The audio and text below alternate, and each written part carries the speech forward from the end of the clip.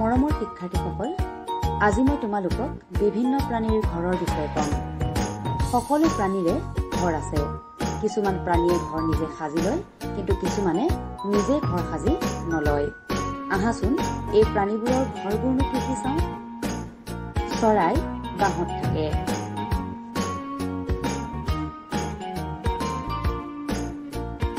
কেৰকেটুৱা, ফেঁচা, বাঢ়ৈটোকা আদি গছৰ ধন্দত থাকে।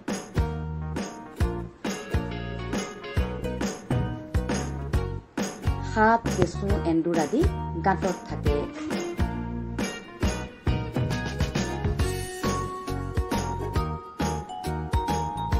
বাঘ, সিংহ, ভালুক আদি শিলৰ গুহাত থাকে।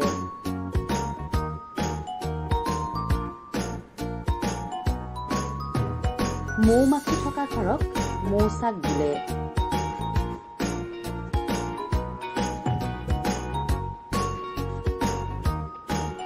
হাঁহ, কুকুৰা আদি গঁড়ালত থাকে।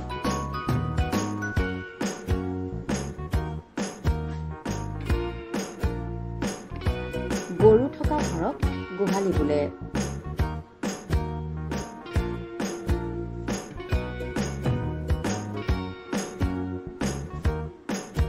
মাছ, কাছ, অক্টোপাছ আদিৰ ঘৰ হ'ল পানী। শিক্ষাৰ্থীসকল, তোমালোকে নিশ্চয় বিভিন্ন প্ৰাণীৰ ঘৰৰ বিষয়ে জানিব পাৰিলা। আজিলৈ আহোঁ। ধন্যবাদ।